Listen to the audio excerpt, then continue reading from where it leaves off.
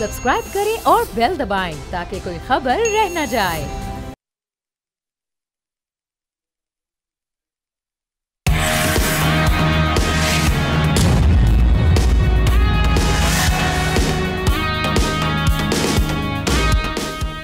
अस्सलामुअलैकुम नाजरीन, आप देख रहे हैं न्यूज़ पंच। मैं हूं आमना खटाना। हम देख रहे हैं कि मुल्क भर में इंटरनेट स्लो डाउन इस वक्त चल रहा है। कोई वीडियो आपने देखनी है, कोई तस्वीर अपलोड करनी है, यहाँ तक कि आपके जो वॉइस मैसेजेस हैं वो तक सेंड करना इस वक्त मुश्किल हो गया है। इसकी वजह ये फायरवॉल के कामयाब तजर्बे को भी तस्वुर किया जा रहा है।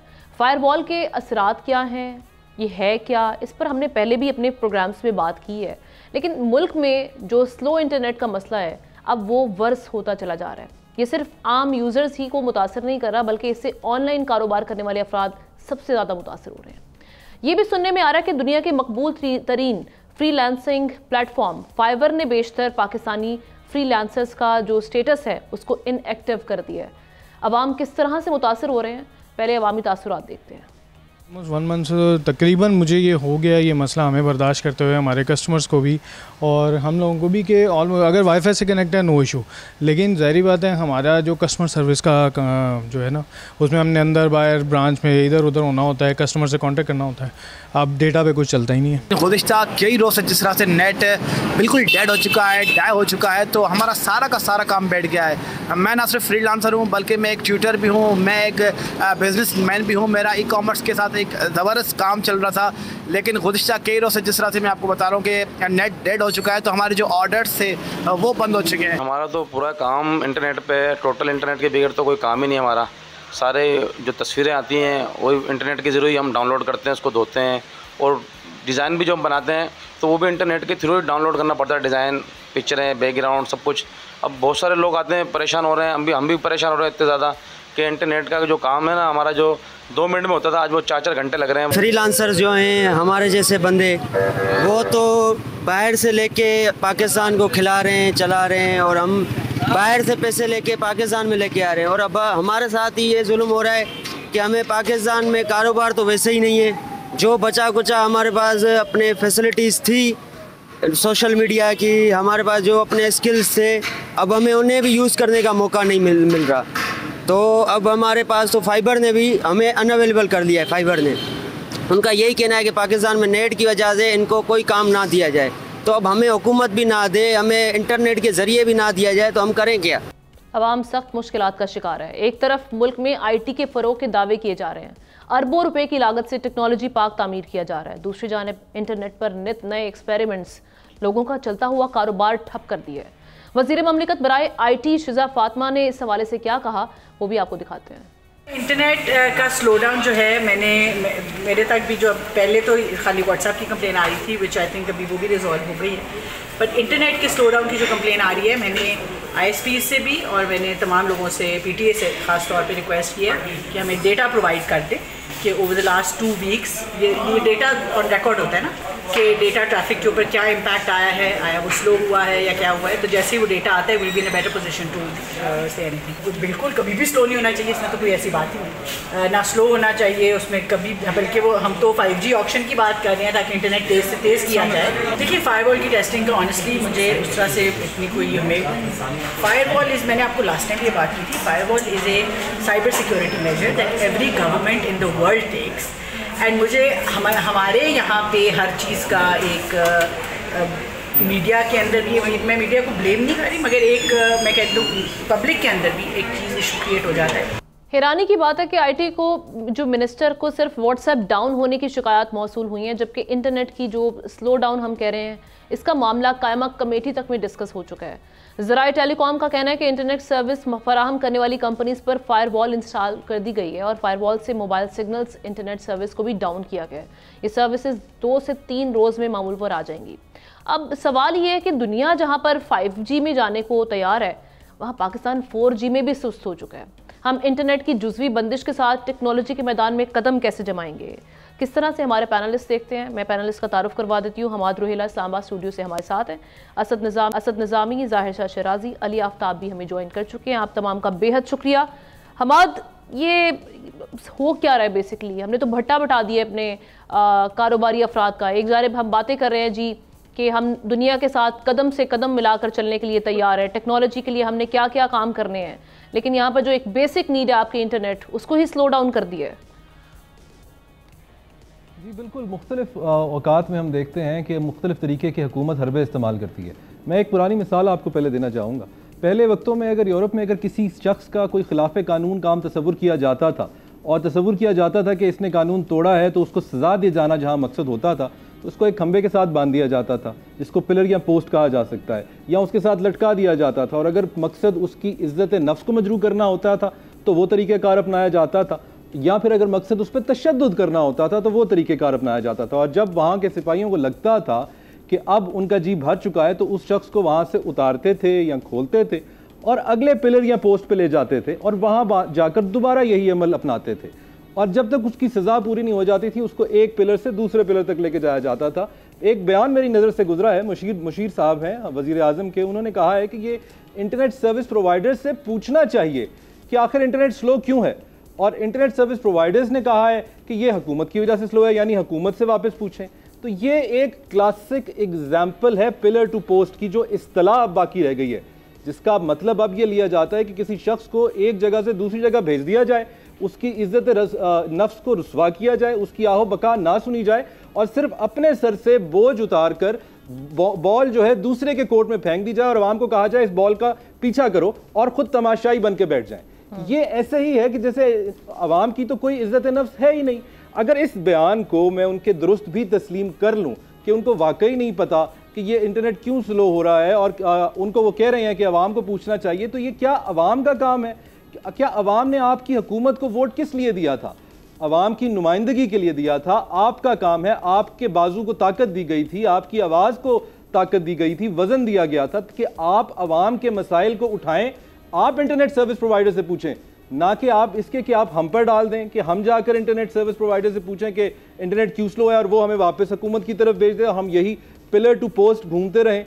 को एक मंजे हुए सियासतदान का काम, जो कि राना सनाउल्लाह साहब अपनी पार्टी के एक सीनियर लीडर हैं, उनका काम यह होना चाहिए कि अवाम को एतमाद मिले, या तो इस पॉलिसी को डिफेंड करें, अपनाएं इसको कि ये उनके नाक के नीचे हो रहा है, उनकी मर्जी से हो रहा है, तो इसको डिफेंड करें, अवाम को एतबार मिले कि इसकी जरूरत क्या है, या फिर इस्तीफा दे दीजिए, घर चले जाइए और अवाम को कह दें कि वो अपने मसाइल का बंदोबस्त खुद कर ले। बिल्कुल आपको चाहिए, दूसरी एक बात मैं चाहूंगा कि इनको चाहिए कि अवाम को बताएं कि ईरान जैसे मुल्क में, तुर्की जैसे मुल्क में, यूएई जैसे मुल्क में ऐसे सर्वेलेंस सिस्टम लगाए गए हैं। अवाम को बताया जाए कि क्या रेगुलेट करना है, क्या सर्वेलेंस करनी है, नेशनल सिक्योरिटी जिसको कहा जा रहा है, जिसकी बुनियाद पर यह सब किया जा रहा है, कि वो क्या डिजिटल बाउंड्री सेट कर दी गई हैं और वो प्री सेट स्टैंडर्ड कौन से हैं जिसके ऊपर किसी कंटेंट को फ्लैग किया जाएगा, फ्लैग होने पे रेसिपिएंट के साथ क्या होगा, ओरिजिनेटर के साथ क्या होगा। ये तमाम बातें सियासतदानों का काम है, पॉलिसी मेकर्स का काम है कि अवाम को कॉन्फिडेंस में लेकर बताएं, लेकिन वो इस बारे में कोई बात नहीं कर रहे। कुछ सरकारी लोगों से जहां बात होती है तो वो अपने फहम के मुताबिक फॉरेन कैरेक्टर असैसिनेशन पे आ जाते हैं कि जी वो लोग इस चीज़ के ऊपर परेशान हैं जिन्होंने नाजेबा मैसेजेस भेजने हैं, जिन्होंने बेलिबास तस्वीरें भेजनी हैं, तो उनको परेशान होने की ज़रूरत है और किसी को परेशान होने की ज़रूरत नहीं है। ये एक बीमार जहन की अक्कासी करता है। मॉरल पुलिसिंग और ये कैरेक्टर असैसिनेशन के पीछे नहीं छुपना चाहिए। जो इशू है उसके ऊपर बात करें, अवाम को बताएं कि क्या रिस्ट्रिक्शन लगाई जा रही है और उस रिस्ट्रिक्शन का मकसद क्या है और इस रिस्ट्रिक्शन से वो मकसद कैसे पूरा होगा। यही कानून का पैरामीटर भी है। जब भी किसी राइट को कर्टेल करना होता है तो इन चीज़ों को सामने रखा जाता है। शाह साहब, हमने साइबर सिक्योरिटी मेजर के नाम पे या हम बात करें डिजिटल टेररिज्म के नाम पे, इसकी आड़ में पहले हमने एक्स बंद किया, 6 महीने वो हो चुके हैं। उसके बाद अब हमारा जो सारी सिचुएशन व्हाट्सएप पे आपका काम चलता है, आपका कारोबार धंधा इसी पे चल रहा होता है, अब उसको भी हमने बंद कर दिया है। लोग इतने परेशान हैं, रीलोकेट करने का सोच रहे हैं अपने बिजनेस, लेकिन क्या are these curve the only solution? आपको लगता है कि विल दे वर्क? देखिए आमना, जैसे हमाद ने कहा, एक सवाल ये पैदा होता है कि जितने पैसों की फायरवॉल आई है उतने पैसों की तो आप मेरे ख्याल में अपने तमाम सिस्टम्स को, गैजेट्स को अपग्रेड करके ओवरऑल आप एक बेहतरीन किस्म का और मॉनिटरिंग का निज़ाम ला सकते हैं। और दूसरा, इससे पहले जो हमने आवाम की राय सुनी, आप यहाँ पे आके देखें, मुख्तलिफ पाकिस्तान के हिस्सों के अंदर जितना ऑनलाइन आपका बिजनेस होता था, आपकी तमाम जो स्टॉक्स हैं, डिलीवरीज हैं, वो एयरपोर्ट्स पे पड़ी हुई हैं। जाहिर बात है कि कम्युनिकेशन नहीं हो रही, जो है वो बाकायदा जो एग्रीमेंट्स होते हैं वो डाउनलोड नहीं हो रहे उस पर, बल्कि घंटों के हिसाब से, दिनों के हिसाब से लग रहे हैं। जितनी आपके यहाँ से प्रोडक्ट्स थी, चाहे वो आपके मिनरल थी, सेमी प्रेशियस स्टोन्स थे, या दूसरी ऐसी प्रोडक्ट जो कि ऑनलाइन हमारा नौजवान तबका करता रहा है, तो शायद वो तमाम चीज़ें, बल्कि कई कंपनियों को जो है वो ब्लैक लिस्ट कर दिया गया है बिकॉज ऑफ द रीज़न कि शायद ये लोग जो है उसको वहाँ तक पहुँच नहीं सके। दूसरा मतलब उस मैयार पे नहीं पहुँच रहे और उस स्पीड के साथ ये चीज़ें नहीं पहुँचा सके, तो एक तो मामला ये भी हो रहा है। दूसरा मैं आपको खबर भी देना चाहूँगा, वो ये है कि इसमें कोई दूसरी नहीं है कि बाकायदा तमाम जितनी चेक कराया जा सकता है कि हुकूमत की तरफ से बाकायदा इंस्ट्रक्शंस आई है तमाम जितनी आपकी मोबाइल सर्विस प्रोवाइडर्स हैं, जितनी मोबाइल कंपनीज हैं, कि जनाब आपने ये चीज़ स्लो डाउन कर देनी है। ऐसा हो गया है। अब आपका जो 5G और 4G की बात करें, अब वो 1G और 2G पे आप आ गए, आप फिर दोबारा 20 साल पीछे चले गए। तो अब उससे मकसद क्या होगा? हम मकसद पे भी खुल के बात करते हैं। बेशक हम इस बात से कभी इनकार नहीं करते कि आपके मुल्क के ख़िलाफ़, आपके इदारों के ख़िलाफ़ अगर कोई इस किस्म की मुहिम जोई होती है तो आप उसको बेशक फ़िल्टर करें। हम ये भी बिल्कुल मानते हैं कि इंडिया एक ऐसा अनकंट्रोल्ड मीडिया है जो कि अनब्राइडल्ड है, जहाँ कोई सिस्टम नहीं है। क्योंकि आपका कन्वेंशनल मीडिया, चाहे वो रेडियो है, इलेक्ट्रॉनिक मीडिया है, अखबार है, टीवी है, या दूसरे ऐसे जो ऑर्गेनाइज्ड मीडिया स्ट्रक्चर है, उसके अंदर आपके अंदर फिल्टर है, उसके अंदर एडिटर है, उसके बाकायदा एक एडिटोरियल बोर्ड है, तो चीज़ों को देखता है क्या चलना चाहिए, क्या नहीं चलना चाहिए। बेशक आप इसको रेगुलराइज भी करें, आप इसको जो है वो फिल्टर आउट भी करें, लेकिन इस वक्त मुझे समझ नहीं पड़ रही कि ऑल ऑफ सडन जो तमाम मैकेनिज्म चल रहा है वो टेक्नोलॉजी के ऊपर आपने उसको कट डाउन किया है टू ऑलमोस्ट जीरो। आप देख रहे हैं, मेरे ख्याल में हर शख्स जो है वो परेशान है, कारोबार अपनी जगह पे। अब ओवरऑल देखा जाए तो सोशल लाइफ आपकी स्टैंड स्टिल हो गई है। तो आप चाहते क्या है? एक सोर्स ऑफ इनकम आपके पास। देखिए, इससे पहले IT कंपनीज थी, उनको किस तरीके से टारगेट किया पिछली हुकूमतों के अंदर। तो ओवरऑल दुनिया के अंदर आपका जो बिजनेस है ना, वो आपका कोलैप्स होना शुरू हो गया। बाकी अगर आप चाहते हैं कि जनाब ये किसी सियासी मकसद के लिए, आप किसी खास सियासी ग्रुप को कंट्रोल करना चाहते हैं, तो उसके लिए आप के पास और ऐसे रास्ते हैं। आपने पहले भी किया, फिर भी करना चाहते हैं। मैं ये समझता हूँ, देखिए, इज़हार राय पे आज़ादी बेशक सर्टन लिमिट के अंदर होती है। आपके पास ऑलरेडी साइबर क्राइम्स के लॉज भी हैं, आपके पास FIA के लॉज भी हैं, आपके पास मीडिया को कंट्रोल करने के दूसरे लॉज भी हैं। लेकिन ये ओवरऑल देखा जाए कि किस तरीके से ये काम कैसे करेगा।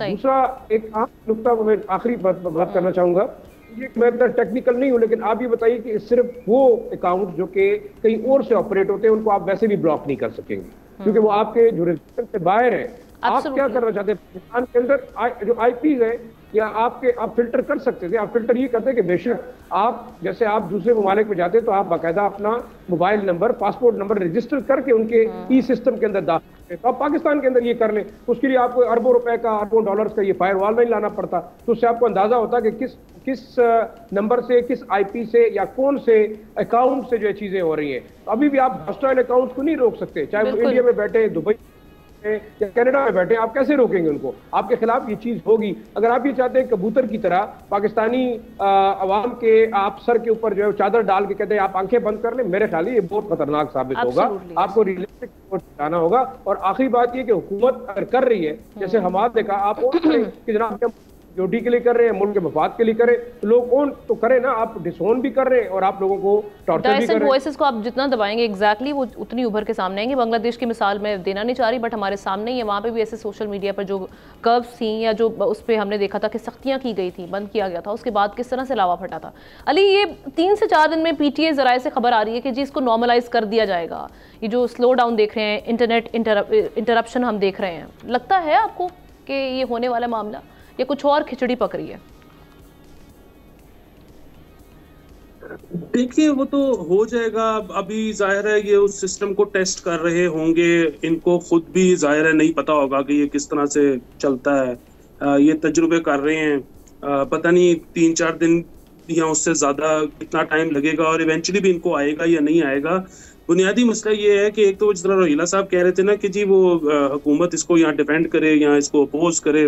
बात ये है कि जब रियासत ने 22 अरब रुपया मांगा था इस फायरवॉल के लिए, तो पार्लियामेंट में तो कोई बहस भी नहीं हुई, ना किसी सूबाई असेंबली में, ना नेशनल असेंबली में, कि जी ये ज़रूरत है इसकी, नहीं है, पैसे 22 अरब लगने हैं, कम लगने हैं, ज़्यादा लगने हैं। इन्होंने तो पैसे निकाल के दे दिए। मुझे तो नहीं पता लगा कि कोई इस किस्म की बहस हुई है। नंबर 1 चीज़। अच्छा, नंबर 2 चीज ये कि इससे आपने वो पैकेज भी दिखा दिया, तकरीबन मेरे ख्याल में सारे पैनलिस्ट इस पे मुत्तफिक हैं कि इससे मुल्क का भी नुकसान होगा, इससे इकोनॉमी का भी नुकसान होगा, लोगों को जो तकलीफ हो रही है वो तो हो ही रही है। लेकिन having said this, all of this, इसके बावजूद अगर जो मतलब हुकूमत करना चाह रही है या रियासत करना चाह रही है, वो जिस किस्म की सर्वेलेंस वो चाह रहे हैं और जिस किस्म की पाबंदियां वो चाह रहे हैं, अगर वो ही कामयाब हो जाएं तो चले, उनका तो मकसद पूरा हो गया ना।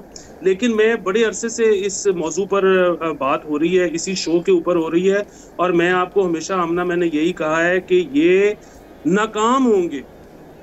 ये आपको एक बात समझ आनी चाहिए कि ये जिन मुल्कों की मिसालें लेते हैं ना, चाइना, यूएई वगैरह, वहां पर उसके बदले में अगर उन्होंने ये किया है तो उसके बदले में बहुत पर्क्स दिए हैं, उसके बदले में लोगों की जिंदगियां बहुत सहल की हैं, उसके बदले में लोगों को पॉवर्टी लाइन से निकाल कर उनको अमीर किया है।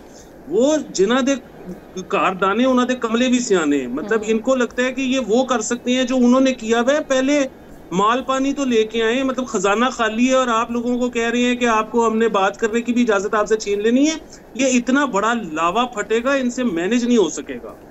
यानी जो थोड़ा बहुत रोजगार कमाने का इस वक्त जरिया है, क्योंकि आगे तो हम देख रहे हैं कि जॉब्स अपॉर्चुनिटी तो हमारे हैं नहीं, बेरोजगारी दिन ब दिन बढ़ रही है, उसमें फिर जो लोगों ने एक ऑनलाइन काम ढूंढे हुए हैं उस पर भी अगर आप पाबंदियां लगाएंगे तो एब्सोल्युटली अली मैं आपसे अग्री करती हूँ। असद, ये सारी सिचुएशन से मैं कहना चाहूँगा, जैसे शराजी साहब ने कहा था कि 5G और 4G की रेस के बारे में, और अली ने भी कहा कि ये पाबंदियां लगा रहे हैं, मेरे ख्याल से हुकूमत हमारे से 4G या 5G की बात नहीं सुनना चाहती, वो हमारे मुंह से सिर्फ हाँ जी या जी जी ही सुनना चाहती है, वरना आवाज़ बंद कर देगी। ज़बरदस्त ज़बरदस्त। असद, ये नेशनल सिक्योरिटी आपकी इंटरनेट को कंट्रोल करके इससे आप सिर्फ बचा सकते हैं जी, आपकी ख़तरात लाहक हो जाते हैं आपके इंटरनेट से, या कुछ और ये हासिल करना चाह रहे हैं इस आड़ में? जी बहुत शुक्रिया आपका। सबसे पहले तो अगर कोई डिफाइन कर दे कि नेशनल सिक्योरिटी के ऊपर जो ख़तरात हैं वो किस नौयत के हैं, कितने हैं, किधर किधर हैं, हमें भी पता चल जाए तो ये तो बेहतरीन होगा।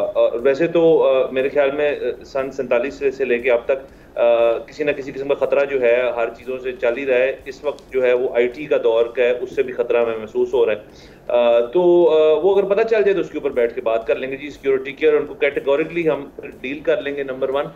दूसरा, मुझे ये समझ नहीं आती कि ये हुकूमत का एक जो हर 2-3 हफ्ते बाद, महीने बाद जी लतीफ़ों का मूड बन जाता है, वो एक बड़ी अजीब सी चीज़ है। आई डोंट अंडरस्टैंड कि ऐसे क्यों है, बट चले चूंकि है ऐसे तो इस वाले लतीफ़े को भी डिस्कस कर लेते हैं कि टाइम स्क्वायर में तस्वीरें लग रही हैं, पंजाब IT पार्क बन रहे हैं नवाज शरीफ साहब के नाम, दूसरी तरफ ये हो रहा है। अच्छा, वो आपने जो शुरू में इंटरव्यू दिखाया वो शहजा ख्वाजा साहिबा का, जो हमारी IT मिनिस्टर है, वो डेटा कुछ मांग रही थी, वो डेटा मेरे पास मौजूद है बाय द वे, वो मेरे पास इनफैक्ट रियल टाइम डेटा उसी दिन का मौजूद है, मेरे पास 14 तारीख का भी मौजूद है, 15 का भी, 13 का भी। तो अगर आप उनका ईमेल ढूंढते हैं उनको मैं फॉरवर्ड कर दूंगा, नंबर 1। ये हम राब्ता करते हैं प्रोग्राम के बाद जी। दूसरा ये देखें ना, एक ISPs का इशू है और व्हाट्सएप का इशू, ये 2 सेपरेट इशूज हैं। ISP को किसको कर्ब किया जा रहा है, और ये ऐसी बात नहीं है कि उनको खुद से एकदम से कुछ कर्बिंग शुरू हो गई है, ये उनको बस एक दिन मेरे ख्याल को गया होगा कि जी आप थोड़ा इस तरह कर लें, हम फलानी टेस्टिंग कर रहे हैं या फलानी टेस्टिंग कर रहे हैं, उसके बायस फिर व्हाट्सएप और मेटा की सर्विसेज खराबी। वैसे तो एक लिहाज से मैं कहता हूँ अच्छा है कि व्हाट्सएप के अंदर अगर वॉइस नोट्स और तस्वीरें जो नहीं आ रही तो वो मेरे ख्याल में हुकूमत की चाह रही कि दकियानूसी जो जरा अप्रोच थी कि लोगों को उठा के फ़ोन किया करें, आप सही बात करें, जरा सेंटिमेंट अच्छी तरह क्रॉस होता है, तो ये भी एक अच्छा तरीका है, लोगों को वापस लाए पुराने वक्तों में उसके अंदर। और बाकी जहाँ ये बात की जा रही है जी कि IT का दौर है और हमने बड़ा कुछ करना है, उसके अंदर फ्रीलांसर्स को देख लें आप, आपने फाइवर और अपवर्क जैसी चीज़ों का जिक्र किया है। ये लोग जो हैं इनको यहाँ पे जो ये काम करते हैं उनको फिर पैसे बाहर से मिलते हैं, ये आपकी मुल्क के लिए एक अच्छी चीज़ होती है। इन सब चीज़ों को आप रोकना चाहते हैं, एक रोकथाम की पॉलिसी रखना चाहते हैं, तो दैट्स फाइन। जैसे अली ने कहा कि ये नहीं हो पाएगा, ट्विटर को बंद करके मुझे बताएं जी क्या हो गया। ट्विटर जब बंद हुआ तो उसके बाद सब VPN लगा लिया, व्हाट्सएप के ऊपर वॉइस नोट्स और बाकी चीजें नहीं आ रही तो क्या हुआ, आपने VPN लगा लिया जी। तो आगे मेरे ख्याल में जितने ये ताले जो हैं ये लग रहे हैं, उनकी चाबी जो है वो VPN की सूरत में आपको मिलेगी। और उसके अलावा आप ये समझ लें कि जी बाद में जो VPN के ऊपर आएंगे तो तब की तब बात कर लेंगे, जब इनका कुछ ये भी बातें चलती रहती है कि VPNs को भी कर्ब करेंगे, VPN भी रोकेंगे। ठीक है, मतलब आप ये ट्राई कर सकते हैं सारी चीज़ें, बट अगर आपने दुनिया के साथ कम्पीट करना है और तो फिर एक फैसला कर लें कि आया हम दुनिया के साथ कम्पीट करेंगे या फिर हम इस किस्म की पॉलिसीज नाफिज करेंगे जिससे लोगों का ज़र मुबादले का भी मसला होगा, लोगों के काम भी मुतासर होंगे, पैसे भी नहीं क्रिएट होंगे, इकोनॉमी का पहिया भी नहीं चलेगा। तो बस ठीक है, ये गुड, ठीक है सारा कुछ। लेकिन अलमिया, ये इस वक्त हम देख रहे हैं जिस तरह से सारी सिचुएशन है उसमें पाकिस्तान में बेशबहा मसाइल का हमें सामना है। तमाम मसाइल को छोड़कर हम सिक्योरिटी मेजर के लिए, साइबर सिक्योरिटी मेजर के लिए इस तरह के इकदाम करें। अली कुछ ऐड करना चाह रहे हैं? जी, मैं सिर्फ इतना कहना चाहता हूं कि जब से ये मुल्क बना है तब से ये बताया जा रहा है कि मुल्क को बहुत सारे खतरात दरपेश हैं और अवाम ने मुल्क को बचाना है जी। अच्छा, वो अभी तक बिल्कुल नाजुक दौर से गुजर रहा है, अभी तक तो ये चलता रहा है। उसकी वजह ये है कि लोगों के पास एक्सेस नहीं थी टू द वर्ल्ड। अब जब से मोबाइल फोन आया ना, अब जो यहाँ पर बैठा बच्चा, बूढ़ा, जवान जो है वो हर वक्त देख सकता है कि पूरी दुनिया में क्या हो रहा है। सो अब प्रॉब्लम ये है कि आप उसको जो मर्जी बता दें, वो अब पार्टी करना चाहता है, वो मुल्क नहीं बचाना चाहता, और अब आप इस चीज को नहीं बदल सकते।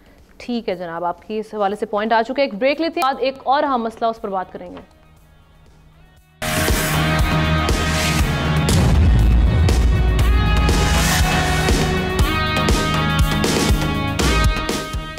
Welcome back. बिजली के भारी भरकम बिल से परेशान अवाम को वज़ीर-ए-आज़म शहबाज शरीफ ने कल के दिन खुशखबरी सुना दी। उन्होंने कहा कि अगले चंद दिनों में जो इलेक्ट्रिसिटी प्राइसेस हैं इसमें कमी की खुशखबरी मिलेगी। बिजली की कीमतों में कमी के बगैर आपकी जो इंडस्ट्रीज़ हैं वो तरक्की नहीं कर सकती। जबकि हम देख रहे हैं कि गैर मुल्की जरीदे ब्लूमबर्ग ने भी इंकशाफ किया है कि हुकूमत को नए IMF प्रोग्राम के लिए तवानाई की कीमतों में इजाफा करना पड़ा। पाकिस्तान में बिजली बिल्स ने घरों के किरायों की जो शरह है उसको पीछे छोड़ दिया है। यानी लेट्स से अगर एक घर का किराया 50,000 है, लेकिन वहाँ पर बिल आपको उससे कई गुना ज़्यादा आ रहा है। 70,000, कहीं पे 80,000, कहीं 1 लाख से भी ऊपर क्रॉस कर रहा है। टैरिफ में इजाफे और IMF के कर्ज की शराइत पर अमल करने के लिए दीगर इस्लाहात ने मुल्कगीर एहतजाज को जन्म दिया। पाकिस्तान में मुआशी बहरान की वजह से तवानाई का शोबा सरदर्द बन गया है। अब सवाल ये है कि क्या जो वज़ीर-ए-आज़म खुशखबरी सुनाने की बात कर रहे हैं, बिजली की प्राइसेस कम करने की, इस वादा को वफा कर सकें, आम को आखिर रिलीफ मिल सकेगा? क्योंकि एक जानिब IMF भी हमारे सामने मौजूद है, उसकी कंडीशंस अपनी जगह पर। शाह साहब,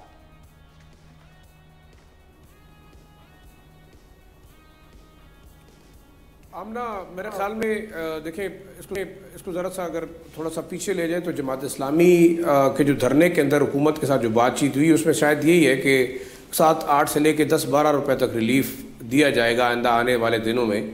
और जो इंटरनल बात हुई है शायद उनके साथ यही बात की भी गई है और इस पर एग्रीमेंट भी है। और उसका रीज़न क्या है कि अभी आप देख लें कि अक्टूबर-नवंबर के बाद आपकी बिजली की खपत में वैसे भी कमी आ जाएगी। और अगर आप इसके अंदर देखें तो ओवरऑल आपके पास प्रोडक्शन इंक्रीज़ रहेगी, यूटिलाइजेशन बिजली की कम होती जाएगी। तो मेरे ख्याल में ये कोई इतना बड़ा रिलीफ नहीं होगा, लेकिन गवर्नमेंट इस तमाम गेम के अंदर जो है वो ऑब्वियसली क्रेडिट लेना चाहेगी। उसके बाद आपका जो गैस के मामलात हैं, सुई गैस पहले से ही, अब आप देख लें कि पूरे पाकिस्तान के अंदर अब तो सिर्फ खाने के लिए आपको सुई गैस की फराहमी हो सकती है, लेकिन वो आपको नहीं मिलती। तो फिर उस वक्त की तमाम जो डाइवर्जन है वो चली जाएगी आपकी सुई गैस की लोड शेडिंग की तरफ। तो मेरे ख्याल में आवाम को मुश्किल है कि रिलीफ मिलेगा जब तक ये सिस्टम चलता है। आपने फिर कहा कि जी IPPs के साथ जो 15 IPPs हैं उनके साथ हम मुआहदे को रिवाइज़ करते हैं या रिविज़िट करते हैं और जल्द हो जाएगा। उस पर भी आप देख लें कि क्या वाकई उस पर अमल दरामद हो सकता है, मैं भी हो सकता हूँ। ये दूसरा जो एक इस वक्त एक जो प्लीडिंग हो रही है, मुझे थोड़ा सा उसके अंदर ये भी शक पड़ रहा है कि शायद ये एक तमाम मिली भगत नज़र आती है कि जनाब आप जो IPPs हैं उनको ख़रीद लें। तो प्लान क्या है? क्या वाकई जो आपके 68% लोग जो पार्टीज़ के अंदर बैठे हुए हैं इस तमाम कारोबार में बग़ैर कुछ खर्च किए अरबों खरबों रुपए कमा लिए और जाते जाते जो है ना वो दोबारा ये कहते हैं ना कि वो मरा हुआ हाथी दोबारा बेच के जो है वो अपने मज़ीद जो है अगले 4-5 सालों की रिकवरी जो है वो करते जाएंगे। देखिए आपके सिस्टम के अंदर जितना फ्लॉ है, मैं तो ये समझता हूँ कि बार बार एक बात हम करते रहे कि आपके यहाँ अल्लाह पाक ने एक कुदरती वसाइल दिए हुए हैं, आपको 365 दिन की तकरीबन ऑलमोस्ट धूप का मौसम दिया हुआ है, आपके पास नेट हाइडल के जो अल्लाह ताला ने रिजर्व दिए हुए हैं आप उसको यूटिलाइज नहीं कर सके। आपको मैं खबर भी देता चलूँ, बार बार हम कहते हैं कालाम के अंदर आप चले जाएं, 2 ऐसे बिजली घर हैं जो पिछले 8 सालों से तैयार बड़े हुए हैं और वो बिजली पैदा कर सकते हैं, लेकिन उनको ऑपरेशनल नहीं किया जा सका। और उसकी मेन वजह क्या है कि आज तक नेपरा डिसाइड नहीं कर सकी कि जो है वो बिजली का रेट उनका क्या होगा। दूसरा देखिए, इस वक्त जो जुल्म है, इसके आपके पास और भी, आप चले जाएं इरसा के पास और आपके वापडा के पास एक और प्रोजेक्ट पड़ा हुआ है, कट ज़राट डैम था, जो आज से तकरीबन 1980s के अंदर उसकी एक प्रपोजल दी गई थी कि ये तकरीबन आपको कम से कम अकेला जो है 20 से 25 हज़ार मेगावाट बिजली फराम कर सकता है। उसके ऊपर उसकी कास्ट भी 10 अरब रुपए थी उस वक्त, आज तो वो खरबों में होगी। लेकिन वो वापडा ने इस वजह से टर्न डाउन किया कि शायद उनके अपने उसके अंदर मफादात नहीं थे। तो देखिए, ओवरऑल जो लोग बैठे हुए फैसला करने वाले, उनके मफादात इससे जुड़े हुए हैं। ये एक अच्छा कारोबार है, बगैर तकलीफ के आप अरबों खरबों रुपए कमा रहे हैं, तो इसको कौन काउंटर करेगा। दूसरा देखिए, हुकूमतें हमेशा आवाम को उन्होंने ट्रक की बत्ती के पीछे लगाया हुआ है और एक नई बत्ती है कि जी अब बड़ी जल्दी रिलीफ मिलेगी। मैं नहीं समझता कि ये लोग जो बैठे हुए हैं असम्बलीज के अंदर और जो कारोबार कर रहे हैं, उनके कहते हैं कंप्रोमाइज्ड हैं, उनके वेस्टेड इंटरेस्ट हैं, वो आवाम को क्यों रिलीफ देंगे। ये 10 से 12% जो पाकिस्तान के अंदर लोग हैं हुकूमत करने वाले, वो कभी नहीं चाहेंगे कि पाकिस्तान के 80 से 90% लोगों को रिलीफ दी जाए। और जब आप कह रहे हैं कि चले शाह साहब, वक्त कम है, मैं अगले पैनलिस्ट की जानिब बढ़ती हूँ। असद, आप साथ हमारी इस मामले में बात भी हो रही थी, एक डिस्कशन के जनाब IPPs वाला जो मामला है उससे रिलेटेड जो खबर आई थी कि रिविजिट किया जाएगा, आपने इस पे कहा कि जी डूएबल है, नहीं है ये मामला। एक तो ये क्यों नहीं है, दूसरी चीज़ मैं ये जानना चाहूँगी कि अगर ये वाला मामला नहीं है तो फिर रिलीफ जो वज़ीर आज़म देने की बात करें, क्या टैक्सेस को कम करके इस तरह से रिलीफ दिया जाएगा? नहीं जी, वज़ीर आज़म साहब ने जो ये जिस रिलीफ की बात कर रहे हैं वो तो वही है जी जो 86% कंज्यूमर्स को उन्होंने रिलीफ का आज से हफ्ता 10 दिन पहले भी खबर दी थी कि 50 बिलियन रुपीस दिया जाएगा। 10 दिन जो बिलिंग डेट है वो 10 दिन आगे की जाएगी। वो तो इस किस्म की चीजें हैं। तो ठीक है, अब 50 बिलियन कहाँ से आ रहा है, उन्होंने ट्रेजरी के थ्रू कहा था, ट्रेजरी कहाँ से ले रही है, किसी लोकल बैंक से ले रही है, लोकल बैंक से नहीं ले रही तो खुद किसी जगह से अकाउंटिंग करके वो आगे दे देंगे। ये तो बात रही वहाँ पे, अच्छी बात है। IPPs का देखें जी, वो उस दिन भी हमारी डिस्कशन हो रही थी। वैसे तो देखें जी, हमें मेरे ख्याल में हुकूमती मौक़िफ़ ये है कि अब आपने IPPs के बारे में बात नहीं करनी, अब आपने ना उस मामले को अलग रखना है बाकी सारे मामला से, क्योंकि वो तो हम कर रहे हैं, उसको तो हम ठीक कर रहे हैं। देखिए जी, एक सॉवरेन गारंटी जो होती है ना, उसके ऊपर आपने ये कह देना कि जी हम इसको टर्मिनेट कर देंगे या हम इसको चेंज कर देंगे, ये कहना है और होता है और करना और होता है। और वैसे मैं आपको बताता चलूं यहाँ पे कि सॉवरेन गारंटीज जो ये टर्मिनेट करने जा रहे हैं उनके कॉन्ट्रैक्ट्स वैसे ही आप हो गए हैं। जरा आज अगर IPPs की सही बात करनी है तो उसके अंदर असल जो मसला है जो हुकूमती IPPs हैं, अगर आप 20,000 मेगावाट्स के IPPs गिन ले, उसमें 10,000 तो हमारी हुकूमत के हैं। हुकूमत अपना कैपेसिटी चार्ज पास ऑन करती है आपके कंज्यूमर्स को, तो अगर रिलीफ ही देना तो वो कैपेसिटी चार्ज देना बंद कर दें।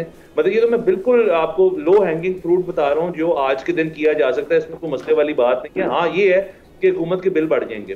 तो ये IPPs की डिस्कशन जो है ये तो वैसे ही एक ऐसी डिस्कशन है जो कि अच्छी लगती है। अगर कोई टेक्सटाइल मिल ओनर कर रहा हो, एप्टमा कर रही हो, तो ये बहुत अच्छी लगती है। एक कंज्यूमर को कब ट्रांसलेट हो के ये इफेक्टिवली रिलीफ देगी ये बात, that is a separate debate. और उसके बाद में मतलब अभी तक देखें जो खबरें हैं वो ये हैं जी कि हम IPPs के मुआहदे जो हैं वो खत्म कर रहे हैं, हम उनको खत्म कर देंगे। अच्छा जी, अब उसके बाद ये किसने आपको वादा किया कि उसके बाद जो है इसका रिलीफ हम कंज्यूमर को देंगे?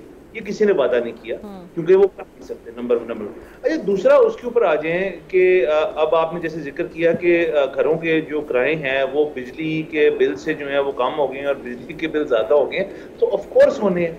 ये तो हम इतने सालों से एक चीज देख रहे हैं। देखिए जी, आपके पिछले शो में मैंने एक और बात भी की थी, उसका आपने जिक्र नहीं किया। मैंने कहा था इस मुल्क के अंदर जब आप प्रॉब्लम्स लिस्ट डाउन करेंगे तो उसमें top of the list electricity है। हर हफ्ते क्यों हम बिजली के बारे में बात करते हैं? क्योंकि हुकूमती क्वार्टर्स में भी बिजली जो है that is the main issue. उसके बाद बाकी आपकी जैसे नेशनल सिक्योरिटी पिछले सेगमेंट में बात हो रही थी, नंबर 2 पे आती है, और बाकी दीगर और मसाइल होंगे। एनर्जी के मसले अगर आप ठीक करना शुरू कर देंगे, उसके ऊपर इकदाम लेंगे तो वेरी गुड। और वैसे भी देखें, मैंने पिछले एपिसोड में भी कहा था, मैं आखिरी बात करता जाऊं कि आपने बढ़ती आबादी के तनासब से आपने बिजली के IPPs मजीद लगाने पड़ सकते हैं आपको। शाही साहब ने जैसे हाइडल के प्रोजेक्ट में हमारा फोकस नहीं था, बिल्कुल ठीक उन्होंने कहा, क्योंकि फोकस इसलिए नहीं क्योंकि कभी कंसिस्टेंसी ऑफ पॉलिसी रही नहीं इस मुल्क की इलेक्ट्रिसिटी या किसी और चीज की। अब आप जो है बढ़ती आबादी की इलेक्ट्रिसिटी बनाना चाहेंगे तो यू नीड IPPs। तो हम खुद तो लगा नहीं सकते, ये तो हमने सीख लिया इतने सालों में, खुद हमसे नहीं हो पाएगा, तो किसी और करना पड़ेगा। सॉवरेन गारंटीज आप ऑनर नहीं करेंगे IPPs की जो रह गई हैं थोड़ी बहुत ही, तो उसके बाद में कौन आपको पैसे देगा या कौन आके यहाँ इलेक्ट्रिसिटी की आपकी फंडिंग करेगा? ठीक है जी। हमाद, आप किस तरह से इस मामले को देख रहे हैं, क्योंकि IMF से जो हमने जो कर्जा लेना है उसके लिए जो शराइत हैं उस पर भी अमल दरामद करना ज़रूरी है, या फिर ये वज़ीर आज़म वही वाले मामला जैसे शाह साहब कह रहे हैं कि जी आगे तो वैसे अक्टूबर नवंबर वाला मंथ आ जाएगा, उसमें बिजली की जो आपकी तलब है वो कम हो जाएगी, उससे खुद ब खुद रिलीफ मिल जाएगा ना, तो उसमें यही वाला बस आने वाला डिफरेंस। जी एक ये एंगल भी है, शाह साहब की बात बिल्कुल दुरुस्त लगती है मुझे। दूसरा एंगल जो उन्होंने बताया कि जमात इस्लामी के साथ एग्रीमेंट हुआ है उसकी भी इन्फोर्समेंट लगती है, उसका भी कुछ क्रेडिट लगता है। एक तीसरी बात जो मैं आगे भी सुन रहा हूँ लोगों से वो ये भी है कि पिछले दिनों में ऐसा क्या हुआ कि एकदम हुकूमत की आंख खुल गई और उसने जिम्मेदारी लेनी शुरू कर दी। एक अहम गिरफ्तारी हुई थी, उसके बाद हम देख रहे हैं कि नवाज शरीफ साहब भी मॉडल टाउन में अब एक इजलास कर रहे हैं, वो भी सामने आ गए हैं। हम देख रहे हैं कि 8 तारीख को वज़ीर आज़म साहब का बयान ऑन रिकॉर्ड मौजूद है, वो कह रहे हैं कि महंगाई से और बिजली की कीमतों से कोई रिलीफ नहीं दे सकता, लेकिन इस इवेंट के बाद एकदम उन्होंने भी अपनी राय बदल ली है।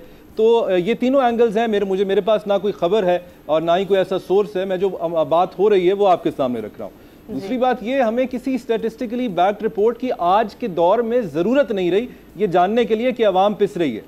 हम इसका प्रैक्टिकल इफेक्ट अपने इर्द गिर्द देख रहे हैं, अपने घर वालों में देख रहे हैं, अपने दोस्तों में देख रहे हैं, अपने साथ जो काम करने वाले कॉलीग्स हैं उनमें देख रहे हैं। किसी भी नेशन की हेल्थ चेक करने का जो लिटमस टेस्ट है वो उनके नेशनल इवेंट्स पे होता है। आपने देखा होगा, मैंने पहले भी बात की है, ईद उल अज़हा में आपके इर्द गिर्द कितने लोगों ने कुर्बानी की है। मेरे इर्द गिर्द तो ऐसे बहुत से लोग थे जो कि ये इस्लामी अरकान बड़ी पाबंदी से पूरे करते हैं और उन्होंने भी इस बार अपनी कुव्वत खरीद कम होने की वजह से कुर्बानी नहीं की। कल 14 अगस्त गुजरी है, हम ऐसा देखते हैं कि हमारे शहरों में ऐसे पॉइंट्स बने होते हैं जहाँ पर डिफरेंट एक्टिविटीज़ हो रही होती हैं। लोग अपने बच्चों के साथ अपनी बाइक्स पे, अपनी गाड़ियों पे बच्चों को झंडे पकड़ा कर सफ़ेद और सब्ज़ कपड़े पहना कर लाते हैं। लेकिन मुझे तो खातिर खा कमी कल भी नज़र आई आवाम के पास। फ्यूल की जो कॉस्ट है, जो बिजली की कॉस्ट है, वो आवाम को नाको चने चबवा रही है। और जो तीसरी बात आपने कही है किराए में, तो वो हम अपने इर्द गिर्द ही देख लें, हमारे घर के बिल्स भी हमारे घर के किरायों से ज़्यादा हैं। आप और हम आवाम से उठ के आते हैं, तो हमसे बेहतर ये चीज़ और कौन जानता है। हमें किसी स्टैटिस्टिकली बैक रिपोर्ट की अब ज़रूरत नहीं रही। सही जी। अली, इस पर आपका टेक? जी बड़ा सादा सा टेक है, बिल्कुल जो जाहिद शाह शराजी साहब ने बात की है ना कि अगले, क्योंकि अब मौसम बेहतर हो गया है, बिजली का इस्तेमाल कम हो जाएगा। जब बिजली का इस्तेमाल कम होगा तो बिल भी कम आएंगे और उसका क्रेडिट लेगी हुकूमत। इसके अलावा जितनी बातें हैं ना कि रिलीफ देने वाली या बिजली का टैरिफ कम करने वाली, हाँ एक और चीज़ ये हो सकती है कि क्योंकि इंटरनेशनल मार्केट में फ्यूल की प्राइस नीचे गई है तो आपको शायद जो हर महीने एक्स्ट्रा फ्यूल सरचार्ज लगता है वो ना लगे। इसके अलावा किसी किस्म का भी जो रिलीफ है ना या टैरिफ में कमी है, वो या तो झूठ है, वो हो नहीं सकता, और अगर वो हुआ तो फिर उसके बहुत ज़्यादा नुकसानात होंगे, मसाइल होंगे। देखिए यहाँ पे जो हम अवाम के साथ जो कुछ हुआ है ना और हो रहा है, हम वो डिज़र्व भी करते हैं। उसकी वजह ये है कि यहाँ पे ना सवाल कोई नहीं करता। यहाँ पे आपको बड़ा फखरिया तौर पे बताएंगे कि जी मुशर्रफ की हुकूमत में ना $60 से ऊपर नहीं था गया। सवाल ये है कि भाई कैसे? जी जब तक नवाज शरीफ प्राइम मिनिस्टर थे ना तब तक 100 से ऊपर डॉलर नहीं गया। कैसे? जी जब तक इमरान खान था ना, इमरान खान ने जाने से पहले पेट्रोल बड़ा सस्ता कर दिया था। कैसे? तो बात फिर वही है, ये अगर इस कुछ भी करते हैं ना तो सवाल पूछे कैसे। अगर आपने ना पूछा तो 2-3 महीने का रिलीफ तो आप ले लेंगे, उसके बाद जो आपके साथ होगा वो आप फिर हाथ लगा लगा के देखेंगे। बिल्कुल ठीक है, आपका इस हवाले से टेक आ गया। अच्छा शाह साहब, एक और चीज़ इसी हवाले से जो हम सारी सिचुएशन देख रहे हैं, यहाँ पर जमात इस्लामी का भी एक नो डाउट वो धरना हुआ और उस पर जो मुआहदा हुआ वो ये कह रहे हैं कि जी अगर उस मुआहदे पर अमल दरामद ना हुआ तो डेफिनेटली वो दोबारा सड़कों पर आएंगे, वही रास्ता इख्तियार किया जाएगा। तो आपको लगता है कि उसकी भी एक प्रेशर की वजह से अब IPPs वाला जो मामला है वो उसमें हमें लगेगा कि किसी हद तक काम हो रहा है या काम होगा?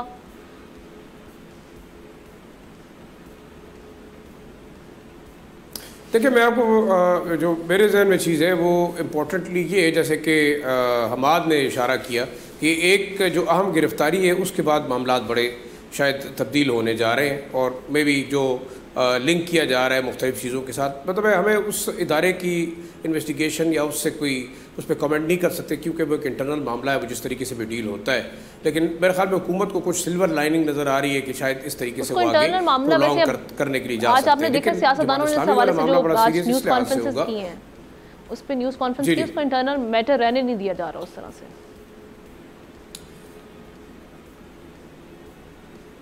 देखिए मेरे ख्याल में ये तो एक प्री प्लान चीज़ है। अगर आप को एक मौका मिला और आप उसके ऊपर सियासत करें, मेरे ख्याल में देखिए अगर आपका डिफेंस मिनिस्टर इस पे जिक्र कर रहे हैं, आपके सर्विंग मिनिस्टर्स कर रहे हैं, इससे पहले जो बाकी सियासतदान है, और कल मैं रात को एक दो मीडिया हाउसेस के ऊपर देख रहा था कि जो PMLN के अपने सरकर्दा लीडर्स हैं वो इस चीज़ को जो है वो कर रहे हैं कि पोलिटिसाइज़ किया जाए। अगर आप बिल्कुल अकाउंटेबिलिटी का प्रोसेस होना चाहिए, चाहे जिसने भी गलत किया है, इससे बहुत सारे लोगों के नाम आ रहे हैं, फिर आपके साबका और बड़े आर्मी ऑफिसर्स के नाम आ रहे हैं, फिर उनकी भी आप इन्वेस्टिगेशन करना चाहे आप करें, क्यों नहीं करना चाहते? इदारा अगर करना चाहेगा तो वो करेगा।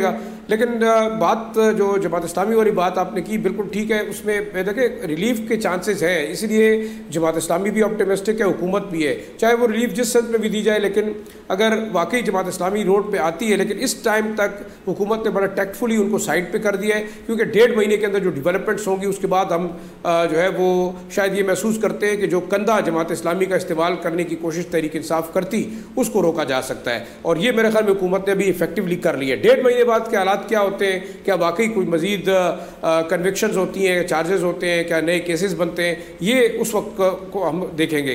दूसरा, जमात इस्लामी मेरे ख्याल में शायद बड़ा अच्छा खेल गई, लेकिन वो उसको पॉलिटिकली यूटिलाइज नहीं कर सकी। ये अच्छा मौका था जमात इस्लामी के पास कि वो इसको सियासी तौर पे इसका फ़ायदा उठाती, लेकिन उन्होंने सिर्फ और सिर्फ अवाम की रिलीफ तक बात की, लेकिन सियासी फ़ायदा। ठीक है जी, मैं आपका शुक्रिया अदा करूँगी। अपने तमाम पैनलिस्ट का प्रोग्राम का वक्त खत्म हुआ चाहता है। आपसे मुलाकात होगी कल। अल्लाह हाफ़िज़।